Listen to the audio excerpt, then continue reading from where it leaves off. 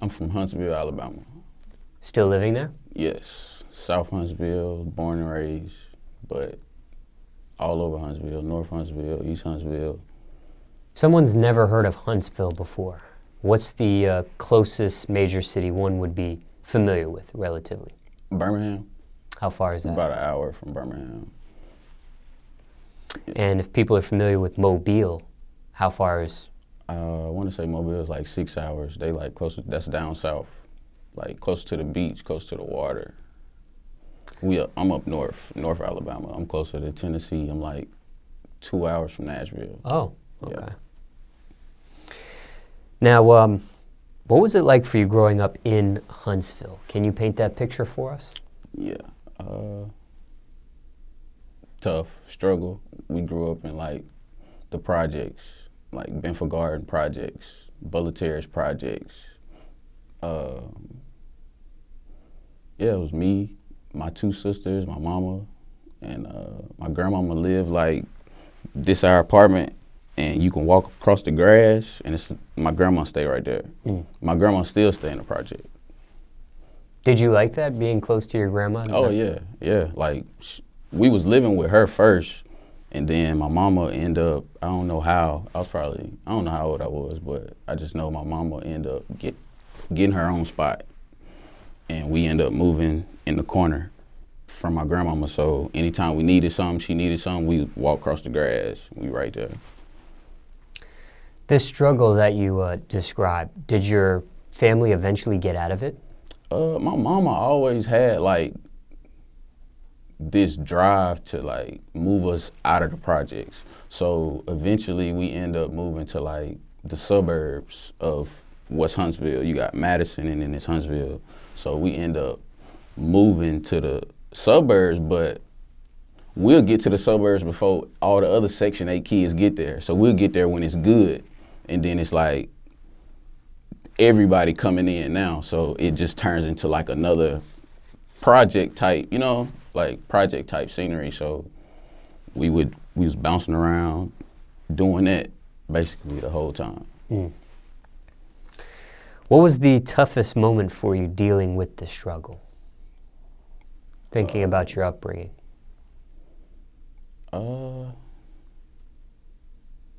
I'd probably say like just not really, like we was like not having no food, like not eating sometimes, like, or she'd be working like 3 jobs and we'd be like just at the house. Or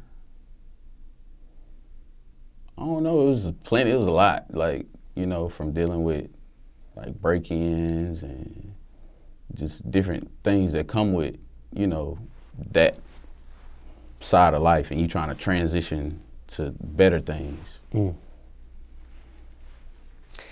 Now, what would make somebody want to break in? Like, for instance, was this when you were in the projects they were breaking in, or was this when you were in the suburbs? No, this was when we was when we were staying like in the projects. Like, I remember one day we came home and me and my sister, my oldest sister, my little sister, she was like a baby at the time, so, but my oldest sister, she was, we had just came home from school, and we wasn't going to the schools that was in our like area, in our district, yeah, so we was trying to get to the better schools. My mama was putting us over there by my grandma's house, so we came home one day and whole house trash, like trash, and you know what come with, you know what I'm saying? You know why people break in, like, what come with that. So it's like, my mama was with somebody and, you know what I'm saying? Like, you know what come with that. Okay. So it's like, what I'm thinking, that's, you know, they had something to do with it. But, you know, like, that's what happened in the project. Yeah, it's like, it's not, you know, it's not like, oh my God, you know, it's kind of normal. So it's like, okay, I got to figure out how to move better.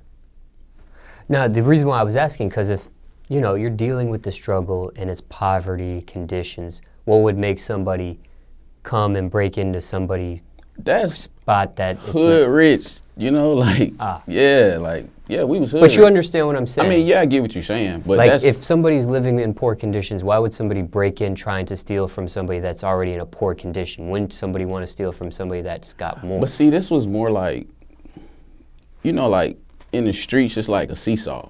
You know what I'm saying? It's like, you gonna have your good months, and you gonna have your bad months, you know, and that's basically what it was. It was like, we was up.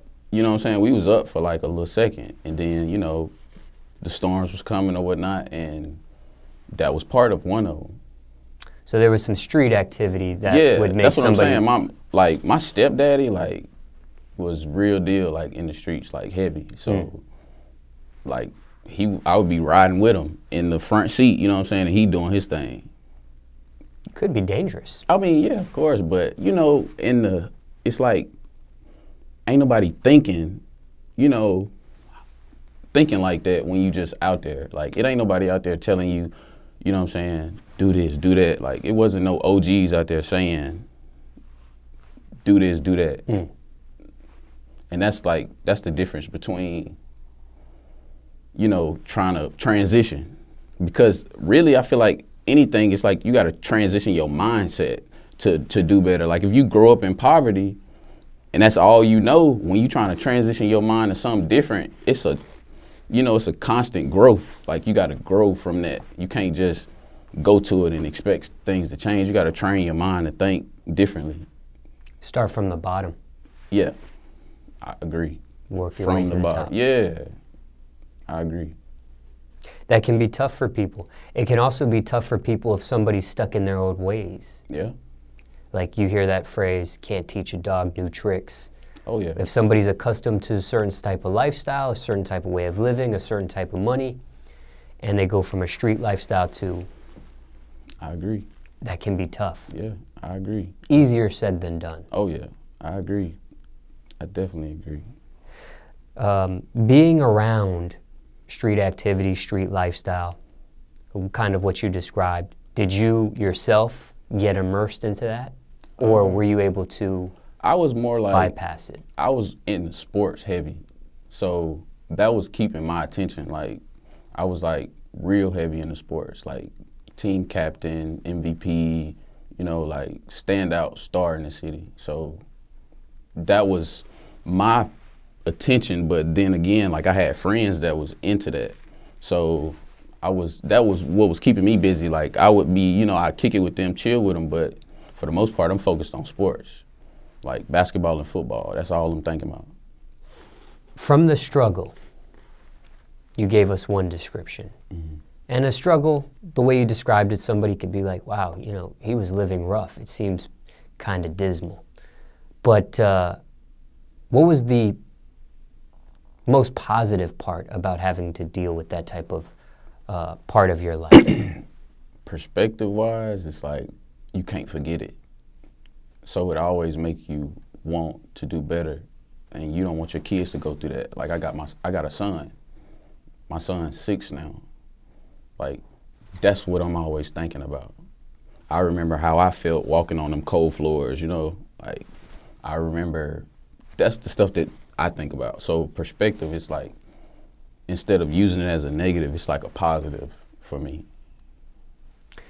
Now, what about as far as school? What kind of kid were you in class?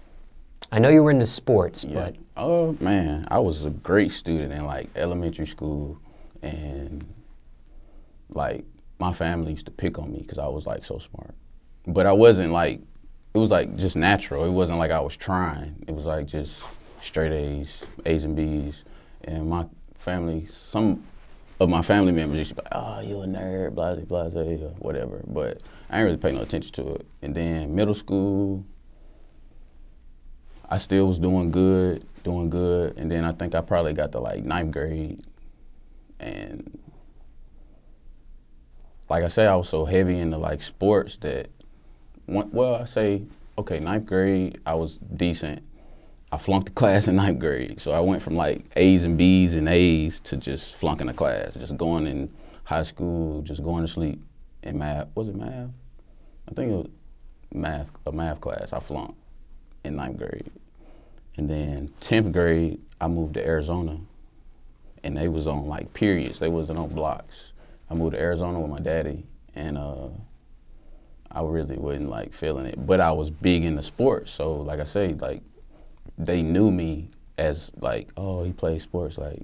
So I ain't gonna say they was giving me grades, but it was like from 10th to 12th grade, like I really I wasn't doing no work for real. So, but like I say, I was known for playing in sports and like being a elite athlete at that. So I don't know, I just feel like they was giving me the grades. What was the reason for the move? Me and my mama had an incident.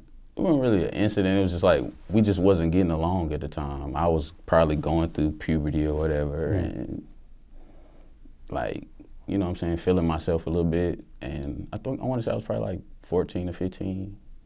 And they kind of like just threw it in the air. I guess they didn't think I was gonna like go for it. And I was just like, all right, bet, let's do it. And my daddy bought me a ticket, and I ended up going to Arizona. I went to Arizona for like a year. So you actually, when you graduated high school, that was back in Huntsville?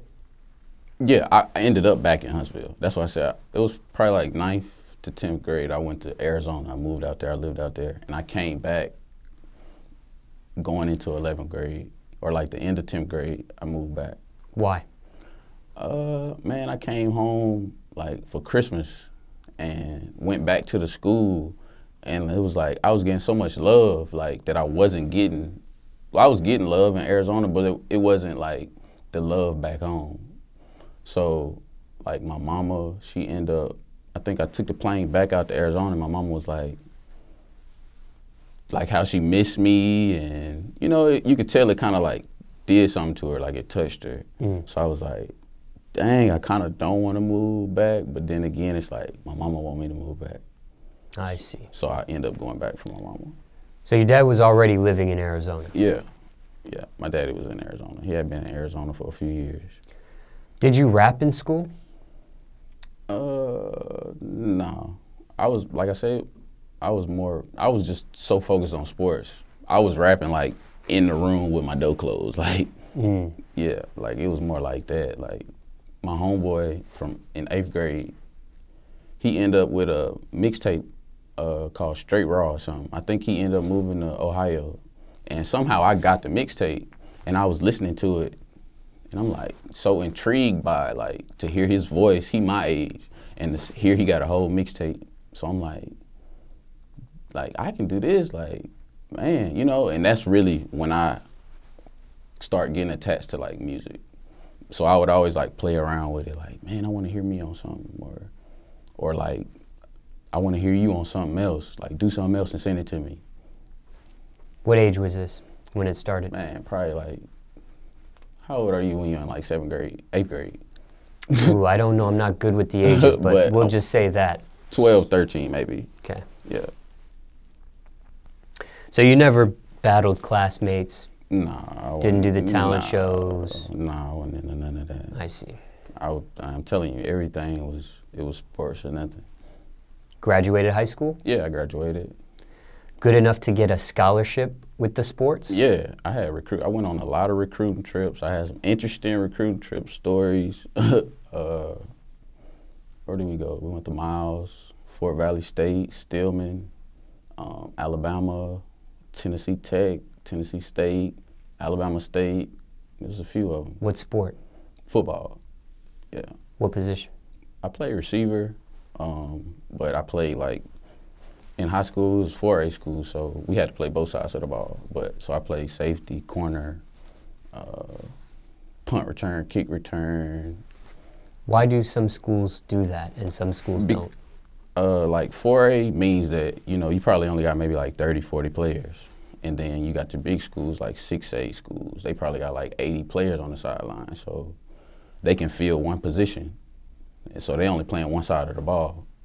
What would make a school, is it just because the size of the school can only have so many players, or like why does a school choose to have 30 to 40 in another school? Really because it's like, what's the population of the school? Okay, so yeah, so it's based on that. Yeah. So a small school, you're doing double the positions. Big school, Yeah. not really. Well, unless you just good like that. Like, you could go to a big school and just be outstanding and still play both sides of the ball. Oh, okay. So what college did you end up going to? I went to Alabama A&M for maybe like 2 months, 3 months. And I was supposed to go to Alabama State in the spring. And I ended up breaking my ankle.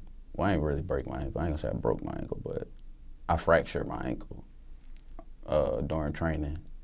And then I wasn't taking rehab serious. I was staying on campus at A&M, and I'm walking to class in a boot in the hill, you know, on the, like, A&M is, they call it like the hill. So I'm like in a boot walking around, and I'm like, man, this ain't for me. So I end up dropping out, moved in with my cousin. Me and my cousin got a spot together, and I ended up going to the military for 4 years. Mm. Yeah. So it's like a few shifts. Somebody might say, okay, you spent all this time with the sport of football in high school. You get a athletic scholarship. And in the first 2-3 months, just with one little fracture of the ankle, the career's over with. Mm-hmm. Why make a decision like that? Why not try to toughen it out? And it wasn't like, there was no guidance. I didn't have a foundation. I didn't know God at the time. You know, it was just like, just me. Like, this is me doing this. This is me with this type of talent. That's kind of like how it was. It wasn't nobody telling me, do this, do that, or, you know, just, it wasn't nobody pushing me. It was all just like me. And like I said, I didn't have a foundation with God, or, you know, there was nobody to talk to but me. You couldn't talk to, like, maybe your old coach, maybe your mother, your father, like you're having these feelings of quitting, and at the time I didn't know myself. It was just like I'm in my head, probably 17, 18 in my head, like, man, I'm just making these decisions by myself. It wasn't nobody, like, I ended up going to the military because my grandma, like, it was kind of like my dad was in the military. Okay. And it just wasn't nobody really, like, pushing me to continue to do that. It was just, so like I say, it was me doing it. And then my grandma was just like, you know, your daddy went to the military, like, you know, maybe you can do that, or it was kind of like me weighing my options. So I was like, well, you know, like, just my grandmama, like, she basically took care of me. So I'm basically like, all right, I'm gonna just do this and see how it is. Someone might see it as, you're a football player in college, you're on an athletic scholarship. The college experience can be fun for some people. There's, I mean, aside from, you know, like in the extracurricular type of things, there's women, there's this, there's that. Why give that up and go to a military, which is disciplined, it's strict, it's a whole, it's the opposite, it's night and day. Yeah. So I'm just trying to get into somebody watching this, why you would make a decision like that. The schoolwork probably had something to do with it. Like I said, I was in that boot and I was going to the classes, but I wasn't turning in no work. I didn't even go get no books when I first went to college. Like, I didn't go up there and be like, hey, I need my books for this class. Like, I'm in the classroom with no books, like, looking at the teacher. Like, and I got stuff to turn in, and I'm still just like, dang, I ain't even go get my books. Or maybe I can borrow this from somebody. And then we'll end up leaving. You know, I leave class and just be chilling. Like, I go chill in my homeboy dorm. Because somebody might watch this and be like, man, I would love to have an athletic scholarship. And here is this kid, he gets one, and he just doesn't care.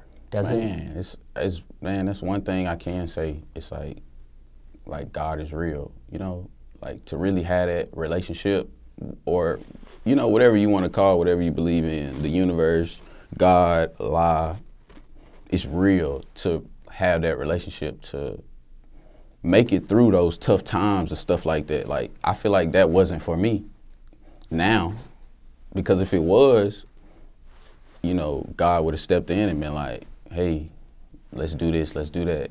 But I don't feel like it was for me. And a fracture to an ankle, it's not even broken, it's just a fracture. But I mean, like there's I said, people that get ACL tears, and those are serious football injuries. Yeah, but like I said, it wasn't so much that I got injured, but it was more about I wasn't doing my work, like no work. Like, I'm not turning nothing in. Like, I'm not even going to class. Then when I got hurt, I'm in my dorm just chilling, my foot up. Like, I'm not doing no work. So I already know what come with that. And I feel like that probably had more to do with it than just, well, it was like those two tied in together. Thinking back, reflecting on your life, did you make the best decision? Do you wish if you could turn back the hands of times, you would have taken it more serious and stayed the course and done the football thing? Oh, yeah, definitely. Yeah, most definitely. If I, like I said, if I had a foundation, of course, I would have definitely stuck with it. I love football. Like, I still have a passion for it. Did you have dreams of the NFL? And I wasn't really thinking past. I was so caught in the present. Like, I was just I was real, like, a moment person. I never was thinking about the future, thinking about the past. I was very just in the moment. Circumstances could be different for everybody, but somebody watching this, let's say they just got their athletic scholarship, right, to a sport. Yep. And they're, you know, kind of like you, they just started.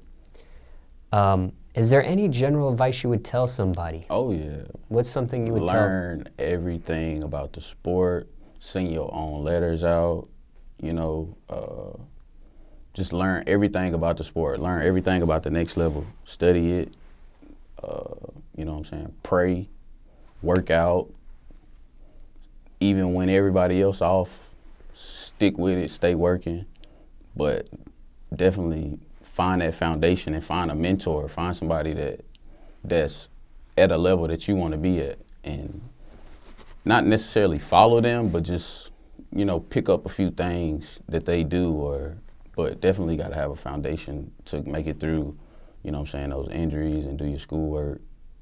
But what about that kid having mixed feelings? They just started the college, starting the sport that they have a passion for, and they're having mixed feelings. And follow your heart.